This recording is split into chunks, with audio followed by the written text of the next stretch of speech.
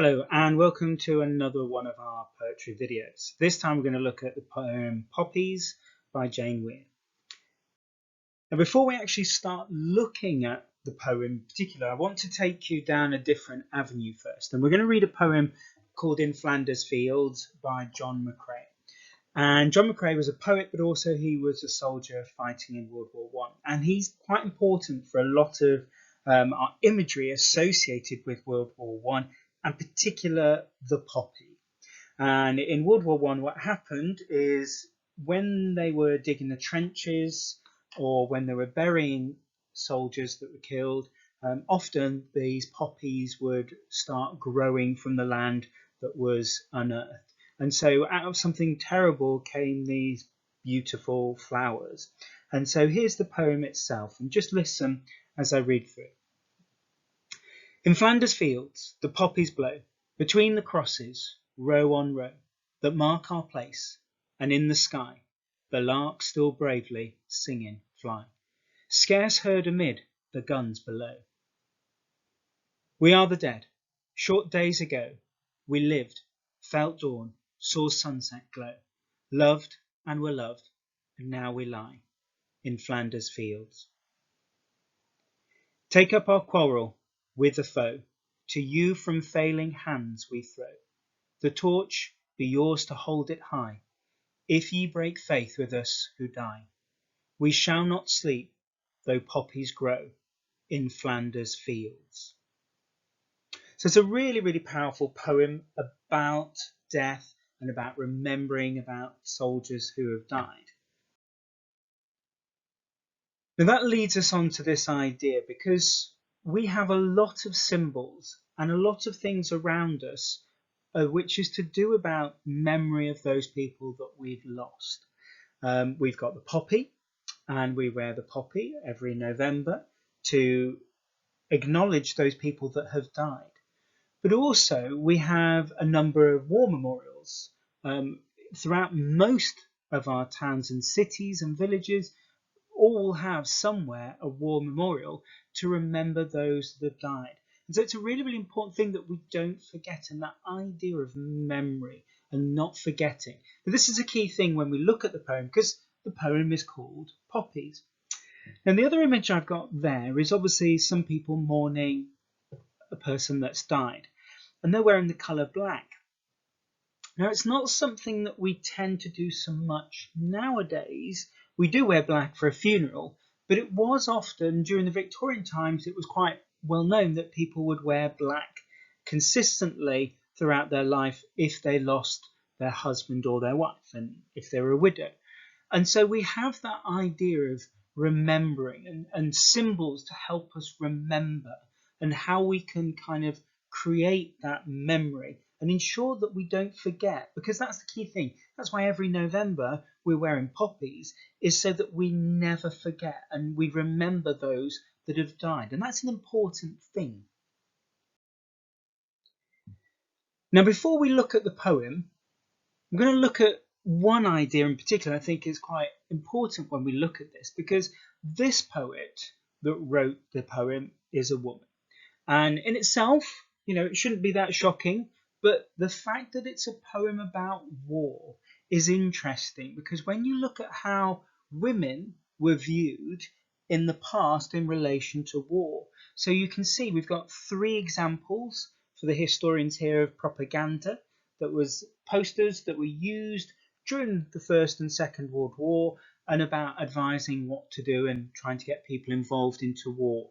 So you can see on the left one, the black and white one, we've got this idea of fighting for your country, okay, that you've got to join, and you can see that you've got a wife, and you've got an old man, and you've got a little baby. So the idea was that women were there to be protected in those days, and that's how it was the idea that we've got. If we've got the middle one, so we've got this idea of women and children. And the fact that if the men don't fight, then the women are going to die. And so men and women tend to be in war poetry and in war ideas, tend to be the people that needed being protected. And if you look on the last picture, we've got women of Britain say go. So they're looking at the soldiers as they go, and obviously they must be either brothers or their husband. And so we've got this idea that poetry and imagery around war was always about the women needed protecting. Okay, so you can see how women were supposed to be in terms of their role in war. And I've shown you now a picture and a copy of a poem by Jessie Pope. Now, Jessie Pope, an interesting poet, she wrote poems persuading men to go to war. And she was part of a movement, and you can see that I've got a little feather on the left hand side, was this idea that men were viewed as being cowards if they didn't fight. And you can see that here she's describing who's for the game, the biggest that's played, the red crashing game of a fight. So it's all about fitting into men and their sort of their strength, and this idea of protecting. This idea at the bottom that your country is up to her neck in a fight and she's looking and calling for you. It's interesting that when Jessie Pope talks about her country, she talks about it being a woman, being female. So the idea was that the woman needed to be protected. And the whole thing about the white feather was that women would give the feathers to men that they thought were cowards because they weren't fighting in wars. So it was all designed to emotionally blackmail people into going to war. So it's interesting. That's the kind of view that we had of war poetry from a woman at that point.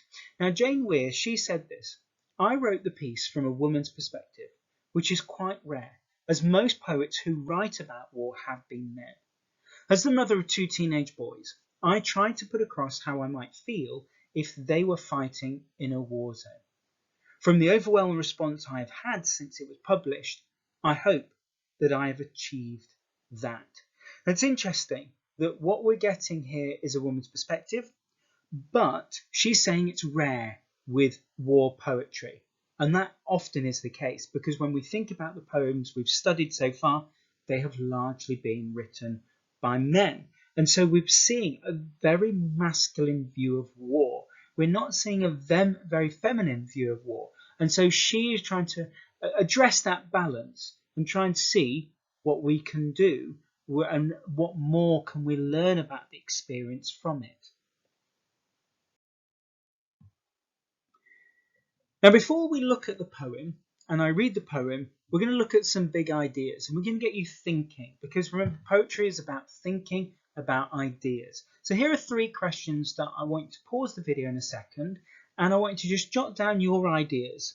So how does your memory work? How do you remember things? Why are parents overprotective of their children? And what do parents feel when their child goes to war? So just quickly for me, just jot down on a piece of paper what are your general feelings. And remember, when the pause sign disappears, that's time to carry on the video.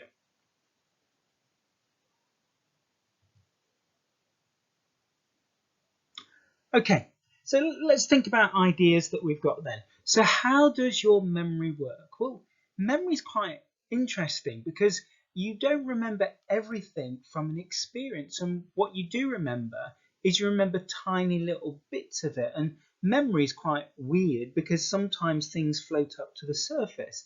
We all agree, that sometimes smells or music or colours can sometimes just jog a memory and makes us remember something that we've forgotten for so long ago.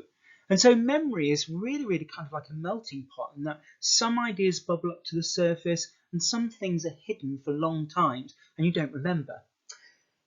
Why are parents overprotective of children? Well, part of the reason is they see children as being fragile. And, a natural role as a parent is to protect and to look after. And so the reason why parents are overprotective of children is they fear something happening to them. And it's fearing losing a child, because that's the worst experience for any parent, is to lose a child. And they live in fear of that.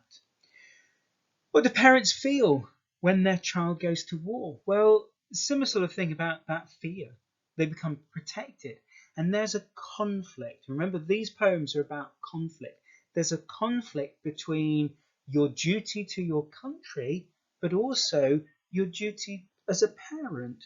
And so you're conflicting about what you're feeling. You know, should you be feeling worry about your child or your country? And so you've got that real conflict between that idea. So we're going to read the poem. So here we go. Poppies by Jane Weir.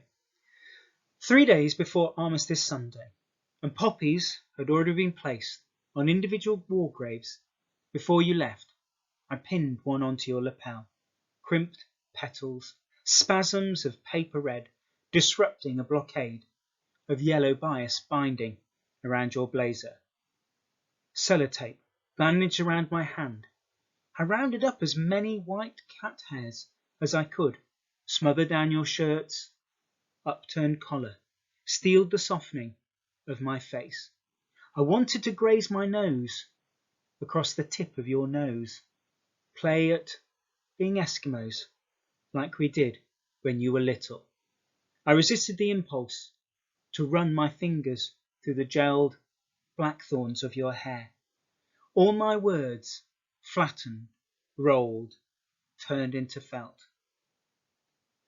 Slowly melting, I was brave as I walked with you to the front door. Through it opened, the world overflowing like a treasure chest. A split second, and you were away, intoxicated. After you'd gone, I went into your bedroom, released the songbird from its cage. Later, a single dove flew from the pear tree, and this is where it led me, skirting the churchyard walls, my stomach busy, making tucks, darts, pleats, hatless, without a winter coat or reinforcement of scarf, gloves.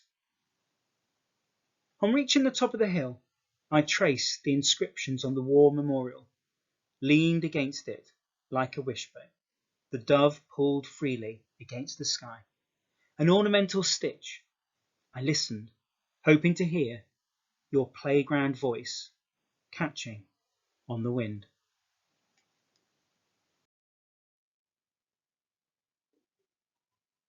And we're going to have a look at these ideas again. So, how does this poem show us how memory works? Why are parents overprotective of their children? And what do parents feel when their child goes to war? So just pause the video and jot down some ideas about the poem now based on those ideas. And then also, when you're ready, carry on the video and the pause symbol will disappear and I'll go through some of our ideas.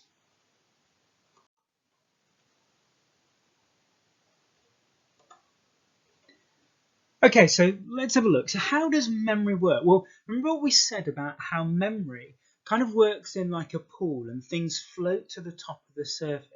Now what we've got in this poem is really a mother getting her child ready to go to the Armistice Sunday event, and then obviously the child leaving, and then right at the end of the poem we've got her going to a hill and a war memorial, and she's thinking of the child. So in terms of the poem, that's what happens. So not much. Getting a child ready, the child leaving, and then remembering about the child. But in between that, we've got lots of memories and lots of ideas and things that are happening for this voice, presumably the mother. And she's remembering things, and she's remembering about the hair, and she's remembering about what she did to his clothes and things like that. So it's all about that. Now, remember we said about memory and how memory works differently for different people. Some people, memory works by smell, and smell of something jogs their memory. For here, we've got lots of things to do with touching and material and clothes and dressing. So clearly, for this woman, it is about the contact, the physical contact. So for her, the physical contact is what she remembers, and that's what the key thing is about the memory. So why are parents overprotective of children? Well, in this poem, it's up for debate. The child could have died, or the child could be still fighting in a war. The child has left home, we know that. But what we're not sure, and this is where the poem gets a little bit tricky, because the boy could have died, because it suggests things like spasms of red, paper red, which could be, bloodshot. The poppy could be there. And obviously going to the war memorial at the end could be this idea of, that this child has died in war. So we can see that element there. The last question is, what do parents feel when their child goes to war? Well, this is what this poem is about. This is what we're seeing. How does it feel to be a parent of a child that goes to war? And then you get from the poem that sense of sadness, that upset, that life is not quite normal, it's changed, and keep going back to memories, and you've lost something, you're going to think back to the time when you had that thing before. So you can see that again and again in the poem. So that's what we've got there in the poem. Now remember, this is the big ideas, and we need to be thinking about these big ideas because these link into everything we do. And we're not just spotting techniques, we're thinking about, well, what is this poem about? And what is it trying to say? And what's it trying to do? Okay, I'm going to be really honest with you with this poem. This is one of a few of the poems which students have a lot of difficulty with. And rather than just saying, oh no, you'll be able to work it out, it'll be fine, I'm going to hit it head on and say, well, actually, it's okay to find this poem difficult and confusing. And that's something that you've got to remember, because I would say that's part of the way that this poem is written and is meant to be. So what's the problem with this poem? Well, the poem is quite vague. Okay, we're not sure what war this is happening. We're not sure what this boy is doing. Is he a soldier? It's even quite unclear. We're not even sure if the son has died or if he's just fighting in the war. And it's very, very vague and ambiguous. And that's the hard thing about the poem, because when we read it, we want to go, well, is he alive or dead? We don't know. And that is the hard thing for people. So my advice is to decide what you think the poem is about. Do you think the son's dead? Do you think there's little clues in there that he's died? So do you think like the poppy, the spasms of paper red, is that like a bloodshot sort of kind of thing? Or do you think this is just the mum worrying about her son, and he's on, in the war, and she's just waiting for it to come back? So she's just desperate. So this is the mother waiting for it. The other thing about this poem is it's lots of metaphors and images. There's quite a lot, and there's more than normal than we'd have in the poems that we've studied so far. And so what it does do is it's a bit confusing, and it is quite confusing. And I'd say that's because it's a bit like memory. If you think about how your brain works, your brain has loads of ideas and things and images all the time. And what you're good at doing is usually kind of switching them off, aren't you? And so here what we've got in the poem is we've kind of got all the stuff that's in the mother's brain and all the different thoughts and ideas and the worries. And in a kind of way, that's what the poem's like. It's that whole clear experience of what's in her brain at that point. For us, it's confusing because we want to know, is he dead or not? Why is she feeling that? And again, it's not a clear narrative. We're not sure what's going on. And there's lots of different things described in the stanza. It's not just one thing. And there's lots of time jumps. So it goes from thinking about when he was a child, thinking about now, thinking about when he left home. So lots of different jumps. And so it's understandably confusing. But and I know that, in your brain, you could be thinking about what you're going to do tomorrow, but also you could be thinking about what happened when you were in year 6. So your brain does that. It has all these different thoughts and ideas. And I'd say the poem is written like that. And so rather than be going, right, it's a bit confusing, kind of think of it like how your brain works and how you've got lots of different ideas in there, and they're all competing together. And some of those ideas go to the surface and some of them don't. So this is a key thing to remember. Jane Weir's style of poetry here is very symbolic and employs images and metaphors to convey ideas. So she's gone for a very, very symbolic type of poetry rather than a very realistic view of things. So she is going more about feelings and images rather than what's happening in reality and the visual nature. So if you want to make a connection, think about Remains. Remains is very much a poem that's grounded in reality. What does things look like? And they're very visual about that thing. Whereas this is about different ideas fighting to come up to the surface. So what we're going to do is going to have a look at some of the images. Remember, picking out the images is really, really easy thing to do. And I know that when people look at poetry, they try to spot the first thing they can spot, and it's usually alliteration. Everybody's an expert at alliteration, and to give you a little bit of advice, alliteration is probably the worst thing you can write about when it comes to poetry and language analysis, because there's very much you can say about alliteration. So one of the things to do is think about the imagery and use that phrase, image or symbol. The writer uses the image or symbol. So I've just picked out a few symbols that we've got there. So we've got the poppy that's on the boy's blazer. We've got the blazer. We've got the treasure chest. We've got the songbird inside a cage. And then we've got the dove. And then we've got the wishbone. And then finally we've got that thread, that stitch, the ornamental stitch that's right at the end of the poem.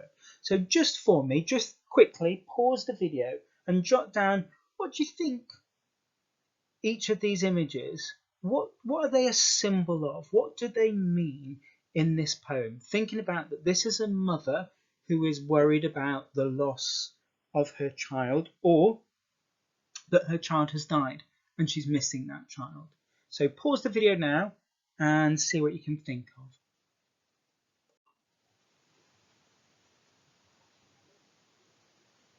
of. Okay, let's go through these images. And remember, you're not having to write about all of these things. One of the things that people worry about with poetry is you have to remember loads of things.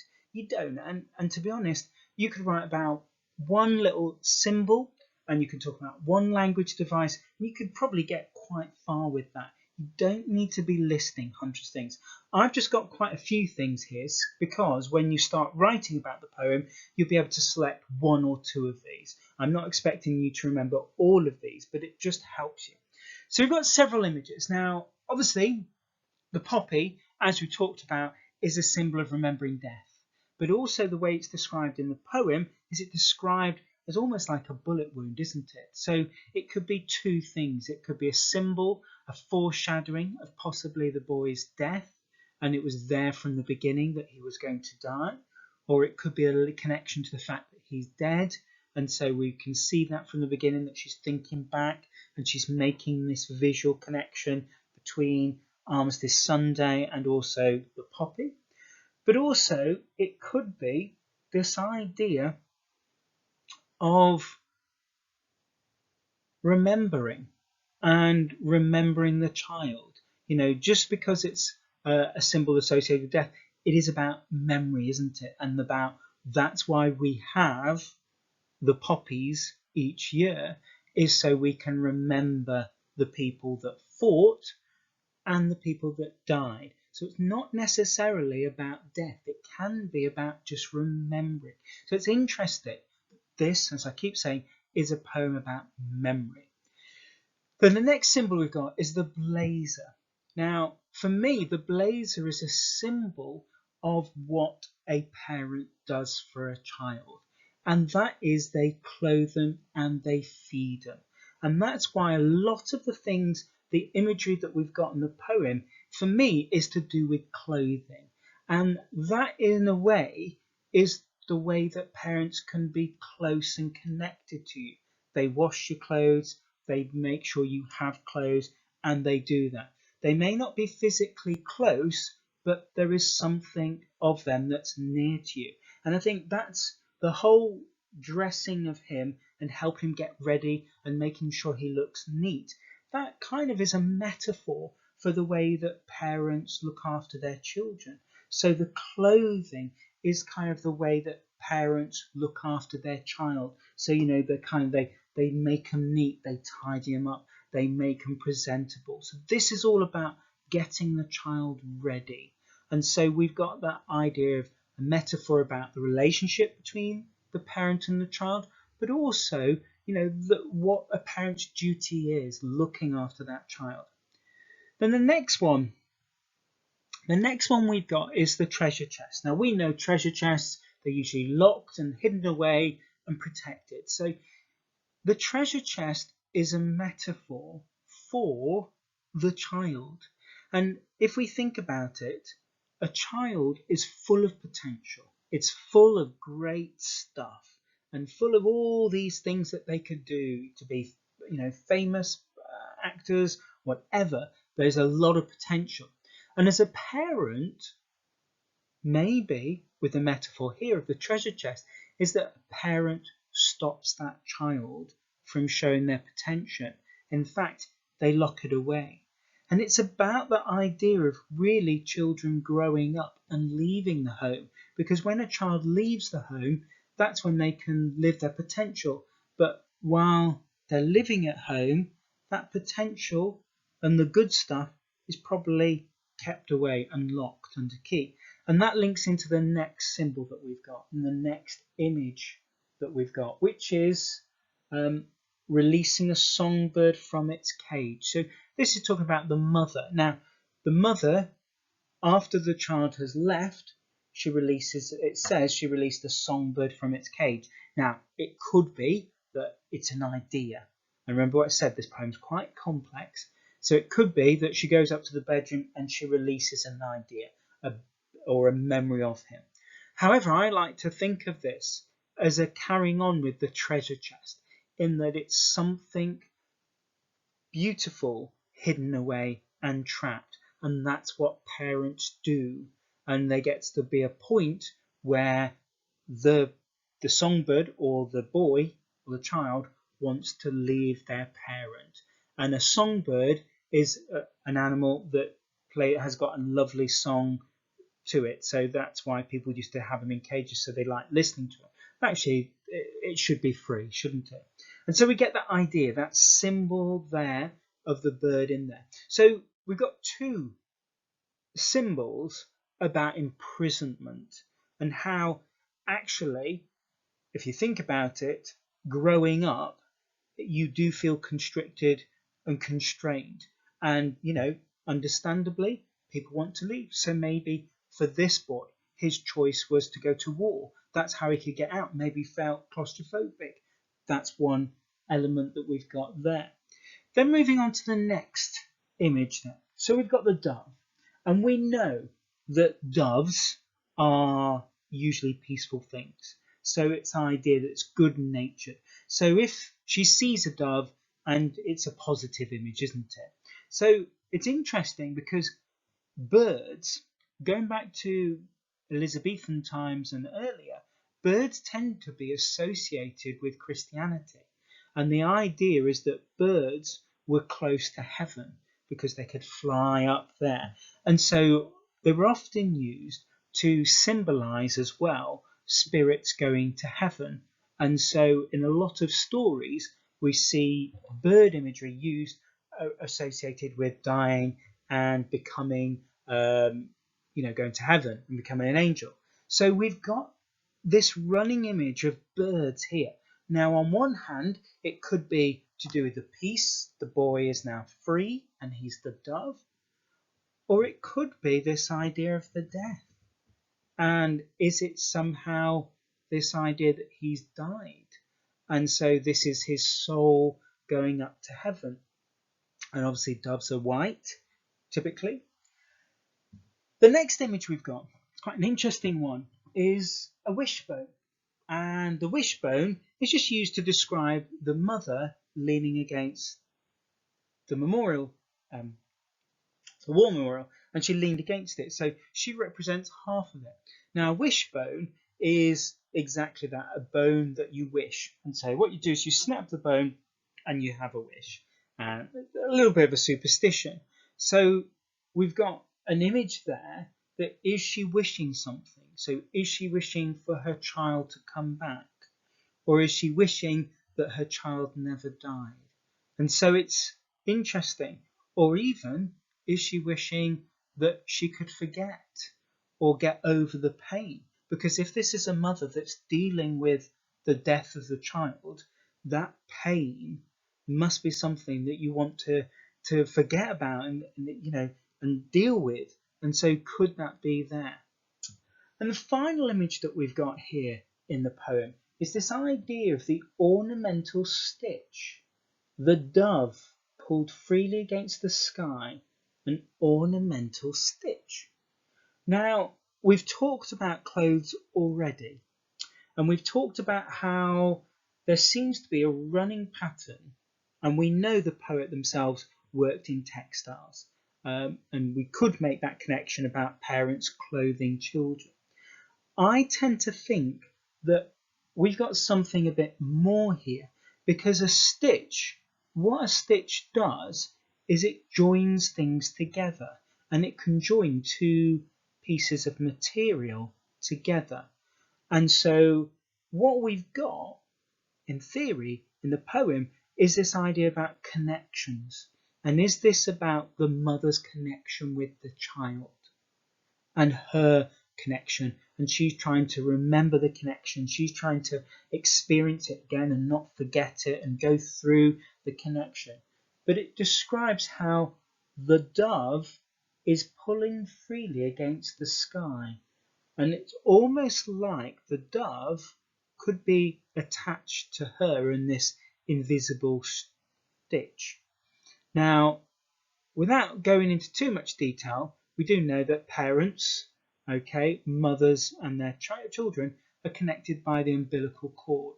So have we got, in a way, a metaphorical umbilical cord, and that is somehow the child leaving, separating themselves completely from the parent, and that connection is breaking. So it's an interesting one to think about, certainly from that, but certainly the use of material and sewing is about connections. So is at the end of the poem, it's about that loss of connection and the loss of really what grounds the child to the mother and keeps them together. Now there are other images in the poem, but I've just picked those images up. And remember that when you're looking at imagery, think about the effect on the reader, but also think about what could it be interpreted to? Could it be a symbol of one thing, but could it be a symbol of something else? We've made connections between these symbols, but you can as well, and see what else is in the poem. Okay, now we're going to look at the language. So just pause the video and just think, right, what can you say about the language here? So what sort of technique have we got, and what can you say about how the language has been used, and how does it link into those big ideas about memory, about the relationship with parents and how protective parents are? So just pause the video now and have a go and jot down some ideas linked to those. Okay, let's have a look at some of these words. Remember, you don't have to be looking for complicated things all the time when looking at the poem. You know, as I said before, alliteration isn't impressive when you're spotting it. It's the combination of techniques. So if we have a look here, so spasms. So this idea, this word spasms. Now, spasms suggests pain, doesn't it? If somebody's dying and they've been shot, they're going to be having spasms, which is going to be the body jerking about and moving about. And it's interesting that how the poet uses the word spasms to describe a poppy. And it's almost the sense of violence. So we've got a violent word to describe something that's supposed to be quite beautiful, in a way, a flower. So it kind of reminds us about the violence of war that we've got. Gelled blackthorns. Now, I'm going to make a connection and see if you can actually spot the connection. If I said thorns on a head, who does that make you think of? Or if I said a crown of thorns on their head? Now remember, poets will make subtle little links and connections to things that a reader might know. And I'd say here that we've got a very, very clear allusion, Allusion, an allusion towards Jesus Christ. Because we know, that Jesus Christ, when he was crucified, they placed a crown of thorns on his head. And here is a teenage boy, presumably because he's got gel in his hair and it's spiky, but it makes that connection between the boy and Jesus Christ. And if we think about the story with Jesus Christ, God sacrificed his son, Jesus, to protect humanity and to absolve them of sin. And so we've got a similar sort of thing here, that we've got a mother who is supposedly sacrificing her son for the good of society.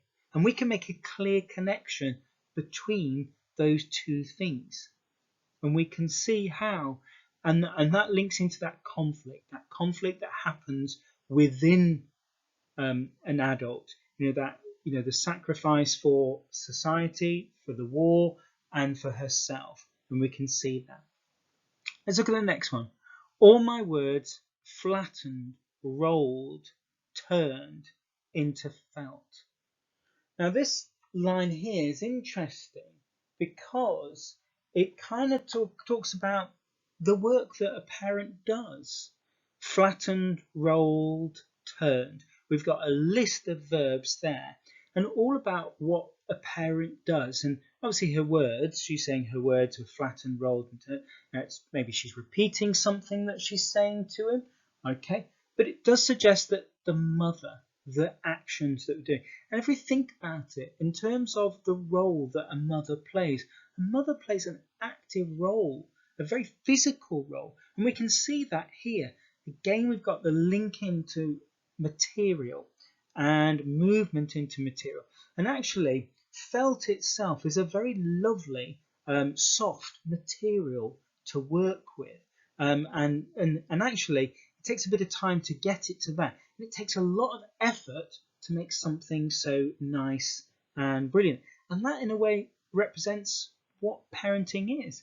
Hard work to make something nice. And here, it's her words have been flattened, rolled, turned into felt. And then the last one, intoxicated. So intoxicated is a word to describe the experience of being drunk or on some form of drugs, where you kind of lose all track and sense of what you're doing. And so a split second and you're away. And so this word, intoxicated, now toxic, think about poison. It's not a positive thing, it's quite a negative word. And so this idea that the mother, at the point that the child leaves, is almost in this state where they can't function properly, like a drunk. And so they're in this sort of uncertain state at the moment. So it's an interesting word to use to describe when a child leaves and how the parent is. Now, you may think your parents would be overjoyed, pleased, or sad, but intoxicated is not the word that most of us would expect. And it seems to be a kind of very negative word, but it's not that kind of sadness. It's almost like it's something bad, really awful, and it's kind of controlling her life almost, that she can't think straight, she can't think in a normal way, which links into how the poem is set out and laid out, isn't it? Because she doesn't think in a very logical, straightforward way. Maybe what we're seeing with this word on intoxicated is this breakdown of the mother, and her life is completely changed.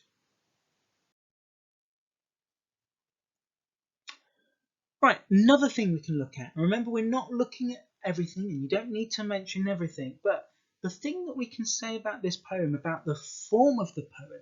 Now, it is a first person narrative, so it is one person speaking to us, not the poet. We can't say it's the poet because there's no experience. We know the poet has got sons, but she hasn't had sons that have gone to war. So she's created this character. So we have to be very, very careful that we don't mix the two together. Now, the form of poem that we've got here is free verse. Now, free verse is poetry without any clear structure or rhyme scheme. And it tends to be a very modern way of writing poetry. And you can see it there. It's laid out on the page. And, there's no repetition, no, repeated symbols. It tends to be very, very disorganized, irregular, and it lacks that. Now, the whole idea about that is it tends to be a bit more sort of maybe natural way of approaching things, but also it kind of links into the idea of this being memory. Ideas happen as they happen. There's no clear structure to the way your brain works. And whereas, for example, if you have a look at the poem London, it's very organized. That's versed. It's regular, it's planned, it's structured, because that's what's happened with the government. The government are controlling London, and so the poem reflects this. Here, we've got this more natural approach to writing, because this is about thoughts and spontaneous thoughts. So things are coming up as she thinks them, and so it's not in a very clear, logical way. Okay, we've also got this idea of enjambment. And notice there's two spellings of enjambment, just for you to wow people. All right, it's two spellings, one with an E in the middle and one without an E. It doesn't matter which one, just to make it clear that there are two ways of spelling it. Now, enjambment just means when there's no punctuation at the end of the line. And if we have a look at the first line, we've got punctuation at the end, and we call that end stopped. And that just makes a very clear end to the line itself. And so having enjambment, so all the bits in red show that enjambment there. And so there's no punctuation at the end. So that makes it a bit more fluid and makes the poem flow a bit more. It makes it sound a bit more natural and not quite regimented and not restricted. Now, what's interesting when you read the poem out is that where the line ends, there should be a small little pause, and that draws attention to how disjointed the ideas are. And I'll just read it through you and just see how strange it is the way that the poem is, because it's not in blocks of sense if you think about it. So, sellotape, bandage around my hand. I rounded up as many white cat hairs as I could. Smoothed down your shirts, upturned collar, steeled the softening of my face. I wanted to graze my nose across the tip of your nose. Play at being Eskimos like we did when you were little. I resisted the impulse to run my fingers through the gelled black thorns of your hair, and all my words flattened, rolled, turned into felt.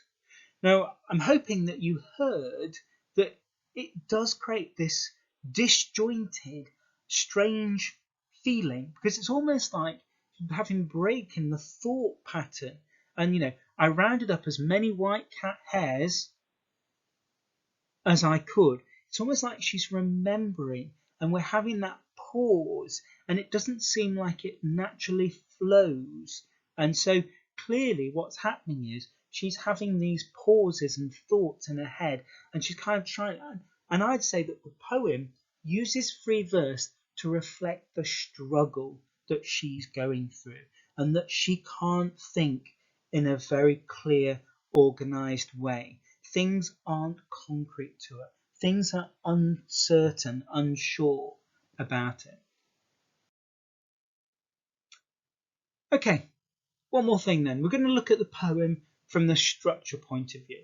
Now, the poem is partly chronological, so it starts in the past and then it's coming up to the present where we've got there. But we've also got a kind of a circle in the poem, because the poem starts by remembering those that have died in war. Armistice Sunday, placed on individual graves. And then right at the end of the poem, we go to a war memorial.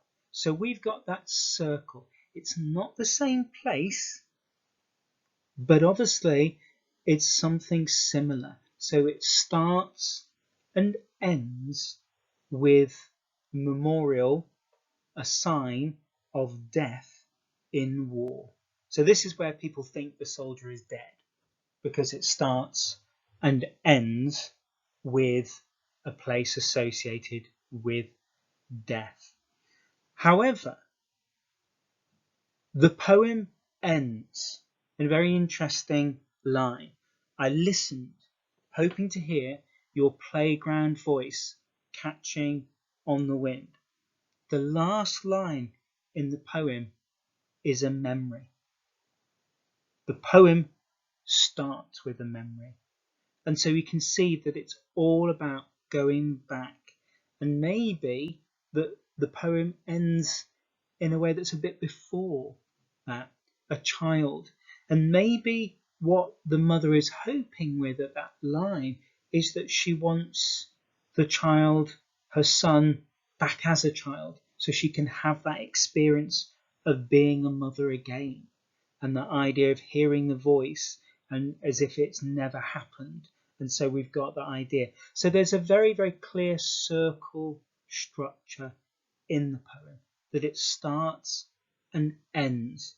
But also thinking about the structure, remember that this poem is structured like memory, in that things go back and forward and different time scales are in there. Okay, so we've looked at the ideas in the poem. We've looked at what techniques the writers use to try and get their ideas. The key thing is, this is the step up now. You need to say what the poet is teaching us. So yes, the poet's making us feel something, but what are they teaching us? So we're using these words: teaches, criticises, attacks, advocates, celebrates, warns, exposes. So these are the kind of words you need to be using. So let's have a look at what we think. So Weir is exposing the power of memory. She's showing us how powerful memory is, and actually how people can stay alive through the power of memory. She's attacking the human aspect of war. And remember, when we looked at those propaganda pictures, is that, well, women were seen as being protected and needed to be protected. But actually here, from her poem, we're seeing, what is it like for a mother to have a child in battle? What is that like? And so she's exposing that to us. We're seeing the emotional destruction that this event causes. She's also warning us about the consequences and the loss. You know, we hear in news reports of people dying, but for others it just seems like a number. Here we're seeing the human consequence of it. This is what it's like to lose somebody. And the mother has in a way broken and no longer the person that she used to be. She'd lost all sense of purpose. Hence why going back into her memory all the time. The poem is about connections between people. In a way, the poem's celebrating the connection between mother and son, and how close that connection is while they're growing up, but that connection disappears when the child leaves home. The poem also celebrates the relationship between parents and children. You get a sense from this poem of how much the mother loves the child, how important they are to them, and to lose that child or to be away from that child. And that's really what we're seeing in the poem. Now remember, these are just some ideas. and you can come up with your own. You're not expected to mention all of these, and you could probably have your own ideas, and probably could probably add to the ones that we've got at the moment. But remember, we've got to expand our ideas. So you spot an idea in the poem, you link it to a technique, and then you talk about what it teaches us. So this is where we can take things further. Where else do we see the power of memory? Why does the poet have this stance? Now, for example, we know why the poet has a particular stance is because she hadn't read that many poems written by women about war. So clearly she wants to see it from a female perspective. And so she's trying to make us understand how women or mothers see war differently. What is the poet aiming to do? Now that's open to interpretation. Maybe the poet is just wanting us to reevaluate war. And is Weir an anti-war poet? Is she putting forward a case of showing us the real consequences of war so that we think war is a bad thing? Which is the opposite of Jessie Pope, isn't it? And what was going on at the time? Well, Weir is a modern poet. So what's going on at the moment which would make her want to understand this at the moment? Okay, nearly there. So last few things that we're going to look at with the poem, all right, is the connections with other poems. And remember, this is the key thing. You're looking to connect ideas, not techniques.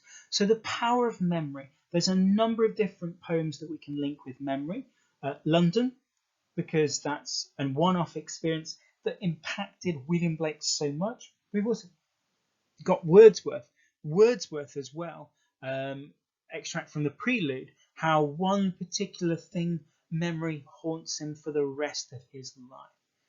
We've also got in this poem the power of emotions, and we can see in this poem how an emotion changes us. Now, what would be quite interesting for this poem is look at the emotions in Kamikaze, because what we see is we see a family with loads of emotions compared to Kamikaze, a poem where there's no emotion, and we see the absence and how that family breaks down. Again, the power of the bond between parents and child. We can see that with Kamikaze. We can see that connection there, can't we? Between the parent and the child and the relationship between them. The conflict between imagination and reality. Now, this is an interesting one because we're not quite sure what's happening. Are things in the imagination? What's real? And quite interestingly, compare this poem with Remains, because the poem Remains starts with the reality of shooting somebody, and then afterwards the imagination takes hold of a person. Whereas in this poem, in Poppies, the reality is a child has been lost, but here we've got the imagination taking over. Then we've got the conflict between duty and family. Now, Exposure is a good poem to look at from that point of view, because when the soldiers go back, they don't feel like they belong. And so they're caught between the family and their duty. And in a way, they feel like they're dead to their family and they're waiting to die. And also we've got the conflict between life and death. So whatever poem that's related to life and death, there's quite a few poems out there, but we can make those connections there. Exposure, that waiting to die. In a way, Exposure is a very good comparison poem because we're both dealing with death, and in different ways. One from the soldier's perspective and one from a mother's perspective. Okay, last few questions then. So quickly pause the video and see if you can answer these questions. Just recapping some key points about the poem.